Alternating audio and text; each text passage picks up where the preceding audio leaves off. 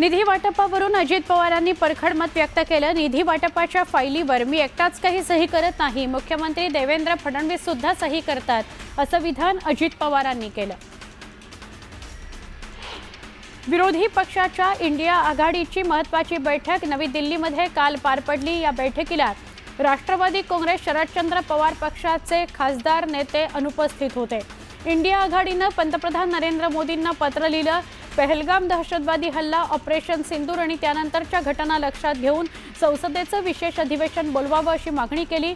या पत्रावर राष्ट्रवादी काँग्रेस शरदचंद्र पवार पक्षाच्या कोणत्याही नेत्याची किंवा खासदाराची सही नव्हती। अतिवृष्टी बाधित शेतकऱ्यांना जुन्या निकषानुसार 3 हेक्टर ऐवजी 2 हेक्टर पर्यंतच मदत देण्याचा निर्णय सरकारनं घेतलाय। दरम्यान एकनाथ शिंदेंनी ज्या पद्धतीनं शेतकऱ्यांना मदत केली होती त्याच पद्धतीनं नुकसानग्रस्त शेतकऱ्यांना मदत करावी अशी मागणी उबाठाचे खासदार ओमराजे नाईक निंबाळकर यांनी केली आहे।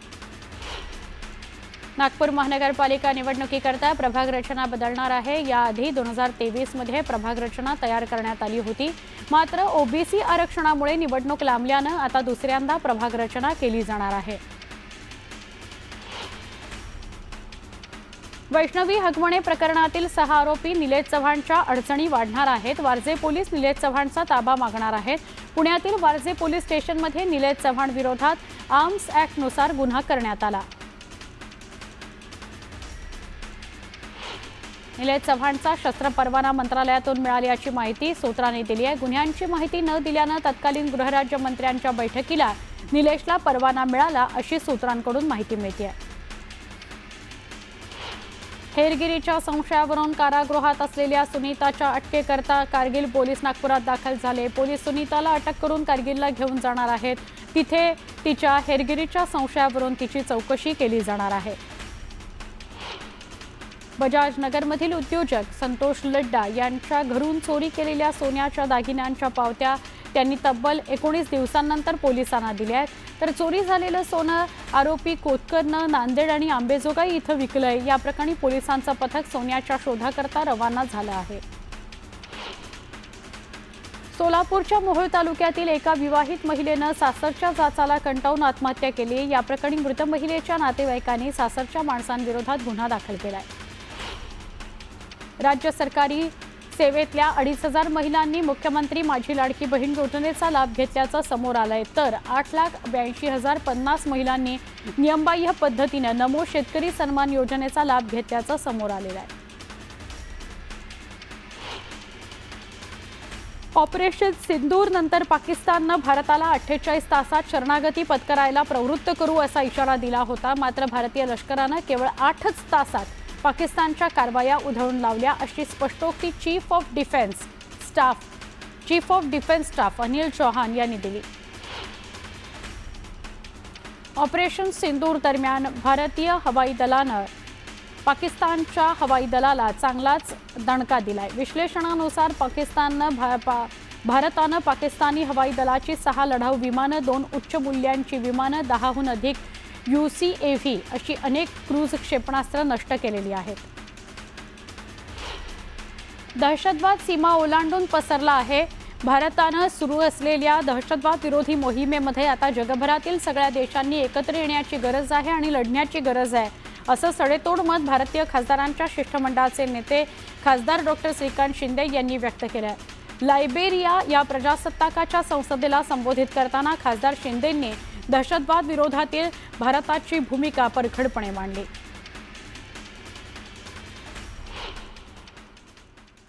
बातमी नाशिकमधून आहे। सविस्तर बातमी आहे। नाशिकच्या ठिकाणी ठाकरेंच्या शिवसेनेला धक्का बसणार आहे। संघटनात्मक बांधणीत विश्वासात घेतलं जात नाही, त्यामुळे नाराज असल्याची कबुली सुधाकर बडगुजर यांनी दिली आहे। त्यातच बडगुजर यांनी सोमवारी मुख्यमंत्री फडणवीस यांची सुद्धा भेट घेतली, त्यामुळे बडगुजर भाजपच्या मार्गावर आहेत का अशा चर्चा सुरू आहेत। त्या उद्घाटनाच्या निमित्ताने माननीय मुख्यमंत्री या ठिकाणी आले होते आणि मी त्यांच्याकडे कालपासून वेळ मागितलेली होती। जे बदल झाले ते त्यामुळे अनेक 10-12 लोक नाराज झाले आणि तिथून मग नाराजीचा सूर हा आजपर्यंत तरी आहे। पक्षामध्ये संजय राऊत सारखे लोक असताना, त्यांची एवढी बडबड असताना दुसऱ्या कोणाची दुश्मनाची त्यांना गरज नाही उद्धव ठाकरेंना। पुढे जाणार पक्ष. ज्या दिवशी आमच्याकडे सत्ता असेल त्या दिवशी पक्ष बदलणारा पहिला माणूस गिरीश महाजन असेल. नाशिकमधल्या राजकीय कुंभाचे वारे भाजपच्या दिशेनं वाहत असल्याचं घडामोडींवरून स्पष्ट होत आहे. सुधाकर बडगुजर यांनी सोमवारी मुख्यमंत्र्यांची भेट घेतल्यानंतर दुसऱ्या दिवशी नाराज असल्याची थेट कबुली दिली. त्यानंतर गिरीश महाजनांनी राऊतांवर तोफ टाकली, तर राऊतांनीही महाजनांचा हिशेब चुकता केला. मात्र यावेळी शिंदेंच्या शिवसेनेकडून नव्हे तर भाजपकडून नाशिकमध्ये ऑपरेशन टायगरला गती देण्यात आल्याचा अंदाज बडगुजर यांच्या वक्तव्यावरून लावता येतो. विधानसभेमध्ये आम्हाला अपयश आलं. अपयशानंतर माझी भूमिका थोडंसं मी सांगितलं की मी ह्या पदावरती मला काम करणं शक्य नाही, तुम्ही दुसऱ्याची नियुक्ती करावी अशी मी विनंती केली पक्षप्रमुखांना. आणि त्यानुसार त्यांनी निर्णय घेतला. परंतु संघटनात्मक बदल करत असताना एक अविश्वासाचं वातावरण निर्माण झालं.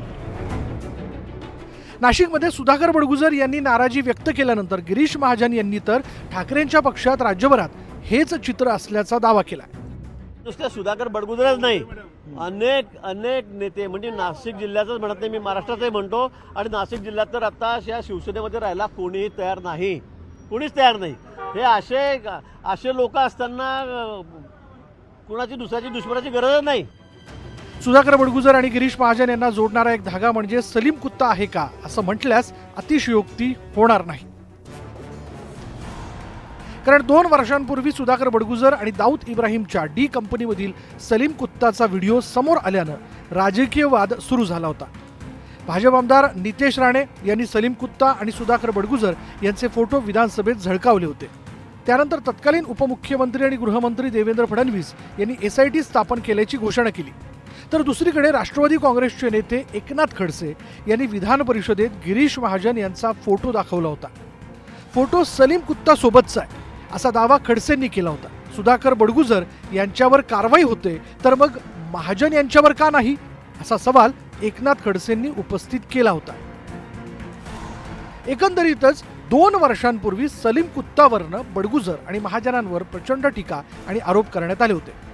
आता हे दोन्ही नेते एकाच पक्षात दिसण्याची चिन्ह दिसत असल्यानं संजय राऊतांनीही भविष्यात काय होऊ शकतं याकडे लक्ष वेधलं. ज्या दिवशी आमच्याकडे सत्ता असेल त्या दिवशी पक्ष बदलणारा पहिला माणूस गिरीश महाजन असेल. नाही, उद्धव ठाकरे मुख्यमंत्री असताना ह्यांच्या चौकशा सुरू झाल्या होत्या, तेव्हाचे पक्ष बदलायला तयार होते. उद्धव ठाकरे किंवा सरकार होतं महाविकास आघाडीचं आणि यांच्या आर्थिक घोटाळ्यांच्या आणि इतर काही भानगडींच्या चौकशा सुरू होत्या, तेव्हा हेच निरोप पाठवत होते, मी राजकारणातनं बाहेर पडतो, मी शांत बसतो. नाशिकमध्ये होणाऱ्या सिंहस्थ कुंभमेळ्याच्या आधी राजकीय कुंभाला सुरुवात झाली आहे. नाशिकला पालकमंत्री नसला तरी भाजपनं गिरीश महाजनांना कुंभमंत्री करून जिल्ह्यावरील पकड मजबूत करण्याचा प्रयत्न केला. देवेंद्र फडणवीस यांनी मुख्यमंत्रीपदाच्या पहिल्या टर्ममध्ये नाशिकचं पालकत्व स्वीकारलं होतं. कारण मुंबई पुण्यानंतर नाशिकची महापालिका राजकीयदृष्ट्या महत्त्वाची मानली जाते. एकेकाळी शिवसेना प्रमुख बाळासाहेब ठाकरेंच्या पक्षावर नाशिकच्या मतदारांनी प्रचंड प्रेम केलं होतं. त्यानंतर 2012 राज ठाकरेंच्या मनसेवरही नाशिकच्या मतदारांनी विश्वास टाकला होता. नाशिकच्या महापालिकेवर मनसेची सत्ता होती. मात्र मागील 3 वर्षात भाजप आणि एकनाथ शिंदेंच्या शिवसेनेत राजकीय वर्चस्वाची चढाओढ निर्माण झाली आहे. त्यातच आगामी पालिका निवडणुकीच्या तोंडावर विरोधी पक्षातील नेत्यांनी सत्ताधाऱ्यांच्या गोटात जाण्यासाठी धडपड सुरू केली आहे. मात्र यावेळी नाशिकमध्ये शिंदेंच्या शिवसेनेला पिछाडीवर टाकत भाजपनं ऑपरेशन टायगरसाठी बाह्या सरसावल्याचं स्पष्ट होत आहे. आता या सर्व घडामोडींच्या पार्श्वभूमीवर उद्धव ठाकरे आणि राज ठाकरे एकत्र आले तर नाशिकचे मतदार पुन्हा ब्रँड ठाकरेकडे वळतील का? ठाकरे बंधूंच्या एकीमुळे राज्यातील राजकीय चित्र बदलेल का? हे आता लवकर स्पष्ट होईल. संतोष गोरे, न्यूज 18 लोकमत, मुंबई. पुन्हा एकदा वेगवान स्वरूपातल्या बातम्या. मनमाड, मालेगावसह नाशिक जिल्ह्यात झालेल्या मुसळधार पावसानं शेतात पाणी साचलं. त्याचाच फटका काढणीला आलेल्या कोबी, फ्लॉवरसह शेकडो एकरावरील भाजीपाल्याला बसला. सडून भाजीपाला खराब झाला. शेतकरी मेटाकुटीला आला. प्रहार संघटनेचे अध्यक्ष बच्चू कडू 8 जूनला अमरावतीच्या गुरुकुंज मोझरी इथं बेमुदत अन्नत्याग उपोषणाला बसणार आहेत. शेतकऱ्याची संपूर्ण कर्जमाफी करण्यासह दिव्यांग आणि विधवा महिलांना 6000 मानधन मिळावं या मागणीसाठी बच्चू कडू उपोषण करणार आहेत. मराठी शाळेचा टक्का वाढवण्याकरता अहिल्यानगर जिल्ह्यातील गणोरे या ग्रामपंचायतीनं अनोखा निर्णय घेतलाय. गावातील जिल्हा परिषदेच्या शाळेत प्रवेश घेतलेल्या विद्यार्थ्यांच्या पालकांना घरपट्टी आणि पाणीपट्टी माफ करण्याचा निर्णय ग्रामसभेत मंजूर करण्यात आला. अजिंठा लेणी बघण्याकरता आलेल्या पर्यटकांवर आग्या मोहोळच्या माशांनी हल्ला केला. या हल्ल्यात तब्बल 50 जण जखमी झालेत.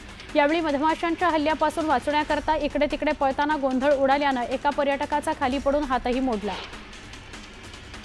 कुडाळमध्ये शिवापूर गावातील विठोबा शिंदे याच्यावर काही दिवसांपूर्वी गवारेड्यानं हल्ला केला. या घटनेत ते गंभीर जखमी झाले. त्या पार्श्वभूमीवर आमदार नितेश राणेंनी पाठपुरावा केल्यानं विभागाकडून त्यांना 5 लाखांची मदत जाहीर झाली. ग्रामस्थांच्या वतीनं त्यांना 1.5 लाखांची मदत करण्यात आली.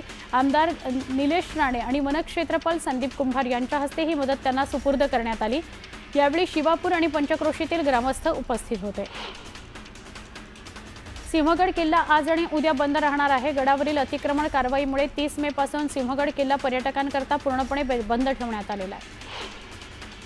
सांगलीच्या मिरजमधील ऐतिहासिक गणेश तलावात कचऱ्याचं साम्राज्य पसरलंय. दरम्यान या समस्येकडे पालिका दुर्लक्ष करत असल्याचा आरोप शिवसेना उभाठानं केलाय.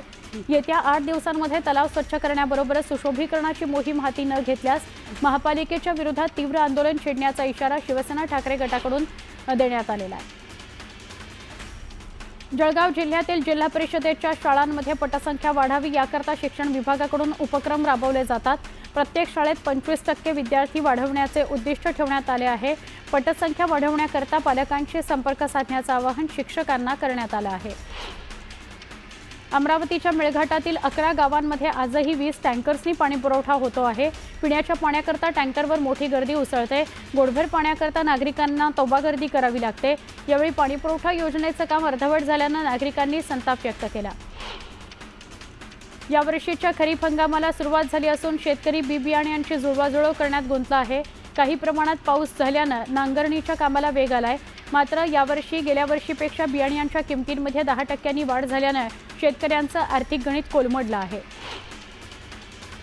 पुरंदर इथल्या नियोजित विमानतळाकरता भूसंपादनाची प्रक्रिया सुरू आहे. त्या पार्श्वभूमीवर इथल्या शेतकऱ्यांना एकरी 10 कोटींचा मोबदला मिळावा अशी मागणी स्थानिक शेतकऱ्यांनी केली आहे.